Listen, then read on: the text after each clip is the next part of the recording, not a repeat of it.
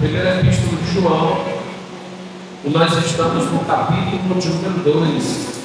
Vamos ler o versículo 4 em diante.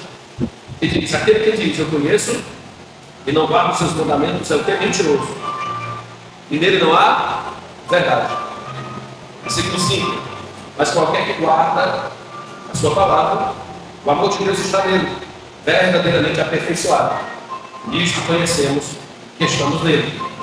Aquele que diz que está nele, também, glória a Deus, também deve andar como ele andou. O versículo de número 6 que nós lemos, e ficamos por aqui na quarta-feira passada, terminou nós fazendo uma aplicação sobre aqueles que verdadeiramente afirmam estar em Deus.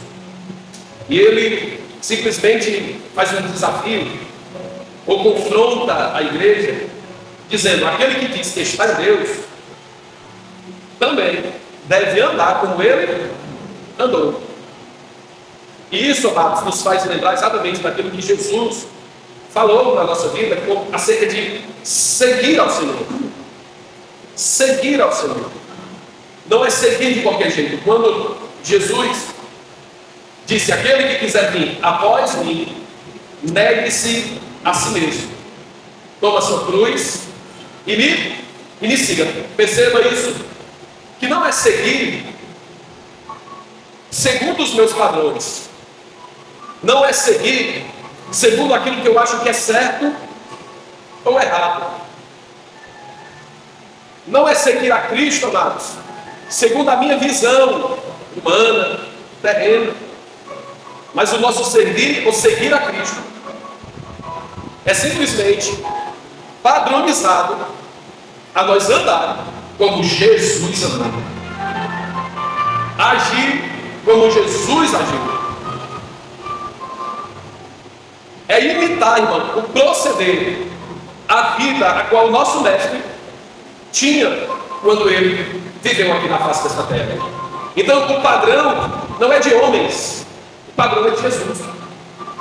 Então este é o padrão para a igreja, seja em qualquer circunstância que a igreja esteja enfrentando na sua vida, seja de perseguição, seja de tribulação. Precisam enfrentar esses intempéries da vida, queridos, olhando para Cristo e tomando por base, aleluia, glória a Deus, como ele andou na face desta terra. Então aqueles que estão dizendo: eu sou de Cristo, também devem andar como ele andou. E se servimos a Cristo, o nosso modelo a ser copiado, aleluia, glória a Deus, o nosso padrão de exigência é alto, louvado seja o nome santo do Senhor, é Cristo Jesus na nossa vida. Quem quiser vir após mim, é só quem quiser. Se você não quer, eu não vou lhe obrigar. Mas quem quiser vir após mim, você quer? Quer. Pois tome agora a sua cruz, aleluia, glória a Deus, e me siga. Então eu acho isso aqui no versículo 6 maravilhoso, irmãos, porque ele vem falar para uma igreja que está sendo perseguida por heresias e por falsos irmãos, e muitos desses irmãos um dia estavam no meio deles, e muitas das heresias que eles pregavam contra Cristo e a sua palavra, amados, ela pelos seus próprios irmãos dentro da igreja, não era do lado de fora. Querido, é mais difícil combater heresia, é mais fácil, eu vou colocar assim, é mais fácil combater heresia fora da igreja do que dentro da igreja. Porque dentro da igreja as pessoas se escondem, dentro da igreja as pessoas se disfarçam, dentro da igreja as pessoas vão só contaminando o corpo, chegando às escondidas, chegando pelas mensagens e dizendo, e até desfazendo da doutrina, desfazendo do que o pastor ensina, da palavra de Deus, e começa dentro da própria igreja. Pessoas que eram dizimistas deixaram de ser dizimistas porque foram convencidas de não dar o seu dízimo, de não ser um abençoador na obra. Pessoas que outrora honravam seus líderes, honravam seus pastores, mas de repente, aleluia, acabaram dizendo: o meu pastor é Jesus. E não honram mais os líderes, ou os pastores a qual Deus levantou sobre a face dessa terra, querido. E esses ensinamentos, essas palavras que são lançadas às escuras, é muito difícil, amados, de ser combatida, porque nós só conseguimos ver o efeito na vida daquele que era uma bênção, mas acabou se tornando uma desbênção. Só vemos o efeito na vida daqueles que acabaram sendo levados, não por aquilo que Deus fala, mas por aquilo que as pessoas falam. Eu conheço pessoas que têm chamado Deus, e que Deus fala diretamente com eles, e eles entendem: foi Deus que me mandou falar assim. E quando chega alguém que não é Deus, um homem semelhante assim, você diz: não é assim não, Deus, você faça desse jeito, faça daquele outro. Aí despreza o que Deus disse para fazer o que o homem está dizendo. E isso, amados, é complicado, né? Isso não é só aqui não, não é só na nada da igreja não, isso acontece sempre nos cultos, de obreiros que pregam contra a doutrina do pastor, de obreiros que abraçam, mas na verdade, amados, por trás falam aquilo que não deve. E por isso a obra sofre de uma maneira generalizada, porque é muito difícil combater a heresia da igreja, porque as pessoas se escondem.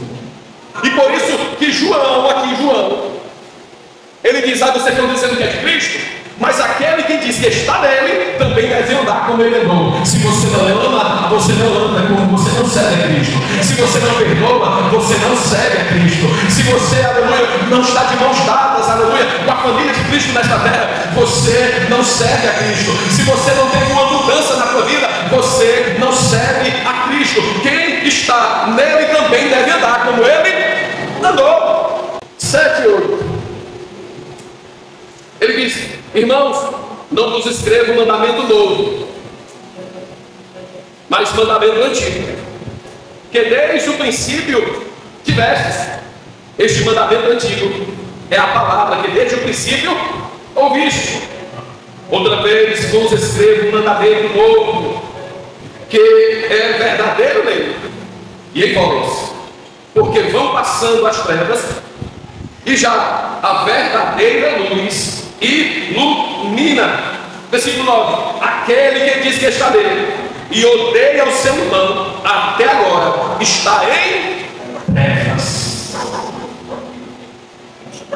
O maravilhoso de ouvir Cristo falando isso, mandamento antigo, mandamento novo, é que o amor está presente, amados irmãos, na antiga lei e na nova lei. E nós, como servos de Cristo, devemos, isto é uma obrigação, devemos, irmãos, porque mandamento é ordem, e ordem é para ser cumprida. E o mandamento do Senhor é amar uns aos outros, independentemente da sua forma até de pensar. Hoje em dia, o que tem acontecido no meio da igreja é algo muito prejudicial para o povo, porque se alguém não concorda com o pensamento de outra pessoa, logo essas pessoas se tornam inimigas. Peraí, só é divergências nos pensamentos. Talvez você pense diferente de mim, mas esta diferença de pensamentos não pode afetar a comunhão que nós temos com Deus, irmãos. Mas hoje em dia tem acontecido isso no meio da igreja: inimizades, porfias, contendas, dissensões, emulações dentro da própria igreja, porque pessoas pensam diferente ou não pensam do seu jeito e logo se tornam inimigas dentro da igreja. E aqui a brecha que é aberta para o adversário entrar e afetar o crescimento dentro da igreja. E a Bíblia fala, louvado seja Deus, andarão dois juntos, como dizia nós, e se não tiverem de comum acordo, poderão andar? Não.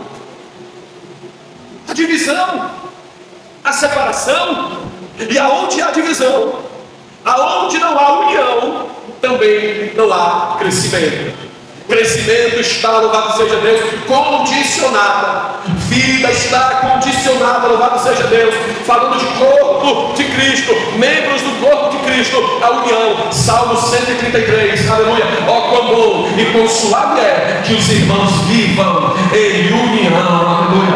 É como óleo precioso que desce sobre a cabeça e sobre a barba de Arão, porque ali o Senhor ordena a bênção e a vida para sempre, através da união. O versículo de número 10, ele diz: aquele que ama o seu irmão, olha isso, aquele que ama o seu irmão está na luz, e nele não há escândalo. Mas aquele que odeia o seu irmão está, irmãos, está em trevas. Eu não sei se você consegue perceber o grau de seriedade desta palavra. Eu não sei se você consegue compreender o peso que essa palavra tem. Você que está caminhando anos e anos, aceitou Jesus, está com anos e anos, se odeia o seu irmão, está em trevas. Não é que vai ficar, não, está. O odiar é estar em trevas. Eu fico aqui a pensar. Eu fico aqui, irmãos, em Cristo, a pensar sobre isso. Quem está vivendo assim está caminhando em vão. Quem está, irmão, nesta situação de odiar o seu semelhante, não importa o que foi que ele fez, o dano que ele ocasionou, quem odeia o seu irmão está em trevas. Pode se vestir bonito, pode falar bonito, pode ter talento dentro da igreja, eu vou mais pesado, pode ter até dom, pode profetizar, pode ter visão, pode ter interpretação, pode ser pregador, pode ser profeta, pode ser apóstolo, pode ser até auxiliar, arcanjo. Se odeia o seu irmão, está em trevas. Versículo 11: mas aquele que odeia o seu irmão está em trevas, e anda em trevas, e não sabe para onde deva ir, porque as trevas lhe cegaram os olhos. Queridos, pelo amor de Deus, esse versículo fala da quantidade de pessoas crentes que aceitaram a Jesus e que estão desnorteadas dentro das igrejas. Pessoas sem direção, irmãos. Pessoas que estão cegas pelas trevas que estão vivendo. Quem anda de noite, irmão, não consegue enxergar o caminho que anda. Quem anda em trevas está sempre tropeçando nas mesmas pedras, nos mesmos pecados. Mesmo estando num ambiente de luz, se encontra dentro de si uma treva que oculta a verdade de Deus para a sua vida. É por isso que tem por aí muito crente, irmão, que não sabe para onde vai, não sabe de onde veio, não conhece o seu chamado, aleluia, não sabe como, não sabe nem como chegou aqui no piloto automático. Ainda bem que veio, para você poder ouvir essa palavra e poder deixar, aleluia, que Cristo novamente entre na sua vida, de cima das trevas que existe no teu coração, na tua mente, amados. Então não endureça o seu coração para a luz da palavra de Deus na sua vida. Glória a Deus. Querido, aí diante de si, a igreja do século 21 está como o povo de Israel que saiu do Egito. Saiu do Egito depois de um cativeiro de 430 anos aproximadamente, aprisionados pelo povo egípcio por Faraó. Querido, nós entendemos ser escravo na terra dos outros. Estamos fora da nossa terra. Então é muito fácil ser escravos lá no Egito. Mas o Deus que nós servimos, Israel serviu, tirou eles do cativeiro de 430 anos.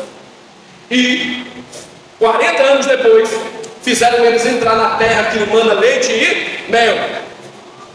A terra de Israel, a terra de Canaã, que o Senhor entregou para o seu povo. Que beleza, que glória, oh aleluia, que bênção, meu Deus. Aí aconteceu o pior, quando eles chegaram dentro da terra, séculos se tornaram escravos, se tornaram cativos dentro da própria terra que o Senhor entregou para ele. A igreja se encontra do mesmo jeito, amados, no sentido generalizado. Salve as exceções, porque existem exceções. Saímos da escravidão do mundo, viemos para a luz de Cristo, aleluia, louvado seja Deus, e acabamos entrando, aleluia, em escravidão dentro da própria igreja, entregues novamente ao pecado, entregues novamente à idolatria, entregues novamente ao ódio, entregues novamente ao orgulho, aprisionado pelas correntes da vaidade, aprisionado pelas correntes da presunção, aprisionado pelas correntes, aleluia, do orgulho, e muitos irmãos se encontram desta forma dentro da igreja. Isto é inadmissível, e buscamos libertação para as pessoas lá fora, mas na verdade muitos de nós dentro da casa do Senhor estamos precisando ser libertos. O versículo de número 12, ele está escrito assim: filhinhos, escrevo-vos porque pelo seu nome vos são perdoados os pecados. Pais, escrevo-vos porque conheceste aquele que desde o princípio, conheceste o que é desde o princípio. Jovens, escrevo-vos porque venceste o maligno. Eu vos escrevo, filhos, porque reconhecestes o Pai. Eu vos escrevi, pais, porque já conheceste que aquele que é desde o princípio. Eu vos escrevi, jovens, porque sois fortes, e a palavra de Deus está em vós, e já vencestes o maligno. Meu Deus. Aleluia. Aleluia. Só nesse versículo, nesses versículos que nós vemos do 12 ao 14, João, irmão, se dirige a 3 classes de pessoas. João se dirige a 3 classes de pessoas: filhinhos, jovens e pais. A cada um ele disse: filhinhos, perdoados, e conheces o Pai. Jovens, fortes, vencem o maligno pela palavra. Pais, maduros, conhecem aquele que desde o princípio. 3 classes de pessoas, e cada uma destas classes de pessoas são exatamente fases na vida do cristão, aleluia, na vida do cristão. E estas fases na vida do cristão são vencidas, amados, são vencidas pela palavra de Deus, pelo conhecimento do Senhor e pela graça de Deus na minha e na tua vida. Nessas 3 classes, a primeira: perdoados estão os seus pecados e conhecem a verdade. Cada um de nós que estamos aqui, queridos, conhecemos o nosso Deus e sabemos que Ele verdadeiramente tem poder para perdoar o pecado. Só permanecem no pecado não perdoado aqueles que não se arrependem. Só permanecem no pecado não perdoado, como aqueles que não reconhecem o seu Pai. Aleluia, glória a Deus. Querido, nós somos filhos de um Pai. E este Pai está presente em todos os dias da minha e na tua vida. Este Pai é Deus, é o nosso Deus. O lugar mais seguro para o filho é nos braços do Pai. O lugar mais seguro, louvado seja Deus, para uma filha é na segurança dos braços do seu Pai. O lugar mais seguro para o crente, aleluia, está escrito lá no Salmo 91: aqueles que habitam no esconderijo do Altíssimo, a sombra do Onipotente descansará. O lugar mais seguro para nós que somos filhos é debaixo desta proteção, e o nosso Pai tem cuidado de nós, assim como a galinha cuida dos seus pintinhos, aleluia. Que se sente amado por este Pai eterno, agora ele nesta noite, oh, aleluia. Jovens, fortes, e vencer o maligno pela palavra. Aqui não fala a situação, a condição de todos os jovens, não. Ele está falando de jovens que venceram a maligno pela palavra. Mas a única coisa que jovens, no sentido geral, a única coisa que jovens não querem ler é a palavra.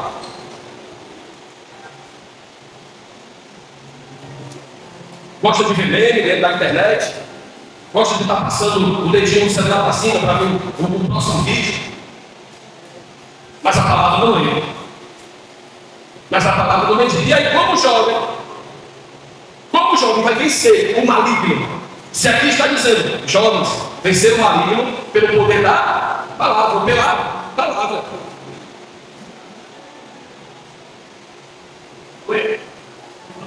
E este ensinamento não é só para jovens, não. São para nós também adultos.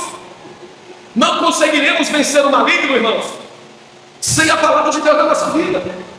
Mas infelizmente, a única coisa que nós não queremos ler é a palavra. E ainda aparecem as influências da internet dizendo: não, leia as crônicas de Nárnia. E os jovens de hoje desprezam a Bíblia e vão ler as crônicas de Nárnia. As influências de hoje começam a dizer: vão ler os seus horóscopos. E as pessoas deixam a Bíblia e vão procurar os horóscopos na Bíblia.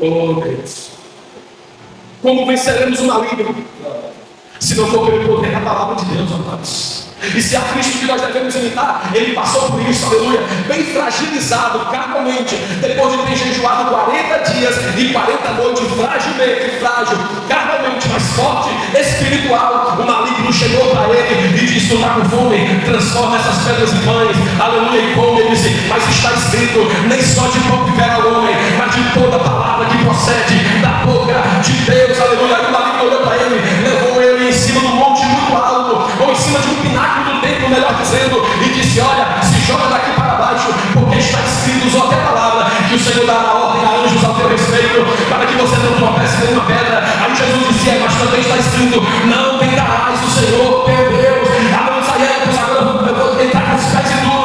Levou ele num alto monte, mostrou as riquezas da terra, e ele disse: aleluia, se você prostrado me adorar, tudo isso aqui eu te dou, aleluia. E Jesus disse: não, está escrito, vai de Satanás daqui, porque está escrito, somente ao Senhor teu Deus adorarás, e só a Ele prestará culto. Oh, aleluia, quem pode adorar o Deus da palavra, que nos faz vencer o maligno, irmãos. E paz, agora, paz, maduros, conhece aquele que é desde o princípio. Querido, cadê a maturidade dos crentes, irmãos? Onde está a maturidade espiritual dos crentes dentro da igreja? Nós devemos pedir a Deus a cada dia: Senhor, que eu possa amadurecer espiritualmente, que eu possa verdadeiramente estar firmado e edificado na tua presença, para que eu não seja levado pelo sistema deste mundo.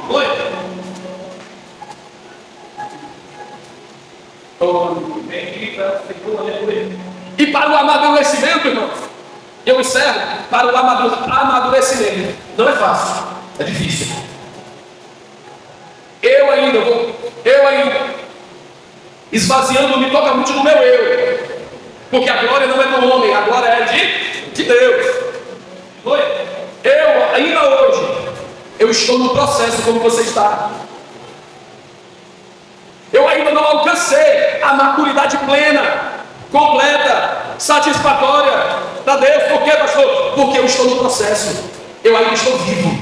Eu ainda estou nessa vida. Eu ainda estou com vocês aqui. Eu ainda preciso melhorar. E para melhorar eu preciso da verdade de vocês. Eu ainda estou aqui, jovens. Eu ainda estou aqui, senhores e senhoras, no processo. Mas se eu tenho algum nível de maturidade hoje, eu preciso dizer o que foi que eu já passei na vida. Eu já passei na vida, chegar na igreja, pegar a guitarra para afinar a guitarra dentro da igreja, afinar a guitarra para tocar à noite. E o pastor da igreja, simplesmente na oração do microfone na rua, ele fala assim: Senhor, envia um tocador para a igreja, porque eu não quero quebra-galho. Eu fui chamado de quebra-galho para a igreja.